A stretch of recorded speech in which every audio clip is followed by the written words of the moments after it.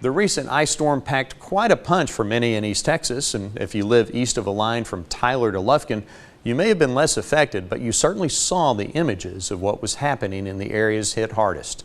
While ice accumulations weren't that significant, the fact that so many trees were brittle from the summer heat caused huge limbs and trees to collapse. And now, more than a week later, the evidence of the storm is still widespread. At one point, 30% of the homes in Smith County were without power. So when you do the math, that was almost 100,000 people without power. Thankfully, many support services were prepared to move into action. There were as many as 2,000 out-of-market responders that swarmed the area with bucket trucks, working in the frigid temperatures to get power lines up and functional.